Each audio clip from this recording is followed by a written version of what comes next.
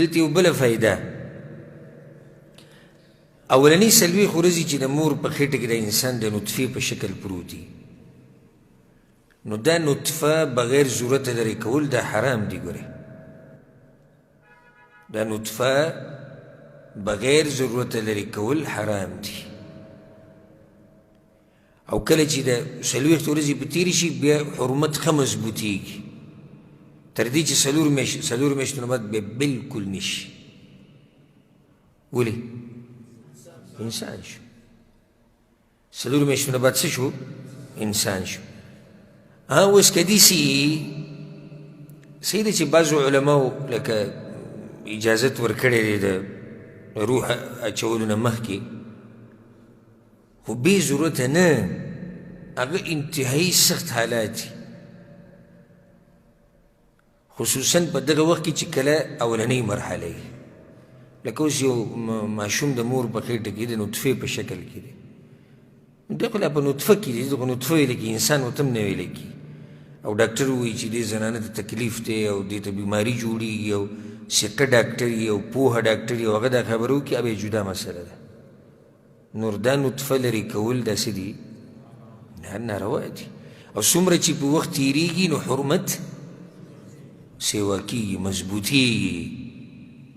بیا دلته دا خبره په کوم یاد ساتئ چې د حمل چې څومره انواع دي دې کې فرق نشته بیا نکاح که صحیح و او که نه د ماشوم د زنا نه پیدا دی او که په صحیح طریقې سره پیدا دی ټول خبرې به دې کې دننه راځي و دا نه چې مثال کې یو سړی وایي چې نه نه جي دا ماشوم د څه نه پیدا دی د زنا نه پیدا دی چې د زنا نه پیدا دی یو دی څه که دی دې لرې کړی شي نه که د زنا نه پیدا دی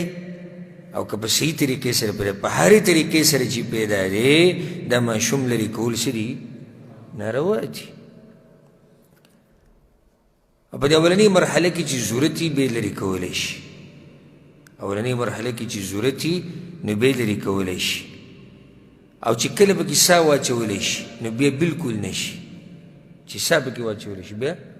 بلکل نشي ښه که اوس ډاکټران داسې ووایي چې یا به ماشوم مړ کېږي او یا به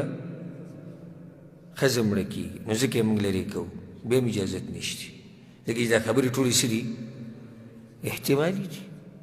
یا به ماشوم مړ کېږي او یا به ښځه مړه کېږي احتمالي خبرې بله د یو نفس د بچ کولو لپاره بل وجل ولې روا دي څه لکه یو سړی دا وایي چې زه خیر د ماشوم دې مړ شي خو چې څوک بچ شي مور یې بچ شي نو دا جایز دي لکه اوس داسې ووایه چې یو شړه ځمکه ده پای کې یو بوډا روان دی یو پکې ماشوم روان دی او دوی وږي شو او سم وږي شو او نږدې دي چې مړه شي نو دې مشر له جایز دي چې دا کشر حلال کې ویې خوري نشي خوړی وینه دا یو ژوند خو پکې بچ کول غواړي دا پرېږده چې څه الله کوي هغه به وشي وینه چې ډاکټران ویلي چې د ده په جسم کې کمی دی بیا هم نشي لرې کولی چې څلور میاشتې به تېرې شوي که نه نو دا څه دی دا انسان دی چې څلور میاشتې به تېرې شوي دا انسان دی دا په یو حال کې هم نشي لرې کولی په یو حال کې هم نشي لرې کولی بیا دا نطفه چې کومه ده دا څلوېښت ورځې چې د مور په خېټه کې دي دپاره څه حکم هم نشته چې لکه دا اوس مثال کې دقه وخت کې دا نطفه چې ده دا د مور د خېټې نه ضایع شي څلوېښتي به تېروي دې دپاره د څلوېښتي احکام نشته نه د دې دپاره دا حکم دی چې دا به خښې او په دې به لمونځ کوې او نه دې دپاره دا حکم نشته د څلوېښتي احکام هله ثابتېږي چې کله شکل جوړ شوی چې کله شکل جوړ شوی نو بیا احکام ثابتېږي بله مسله دلته اهمه چې هغې نه زموږ اکثر خلک نه دي خبر چې ماشوم کله د څلورو میاشتو شو نو دا انسان دی که دی مړ روزي او که دی روغ روزي او مړ شي په ده باندې به جنازه هم کېږي دی به لمبولی کېږي او ده ته به کفن هم ورکړی کېږي دا خبره یاده کړئ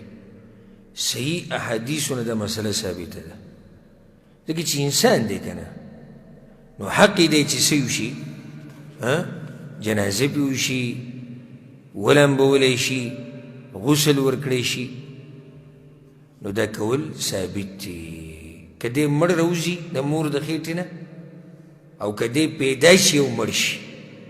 هر حال کې چې نو په ده باندې جنازه کول دا ثابت دي او په ده باندې غسل ورکول دله کفن ورکول دا هم ثابت دي والله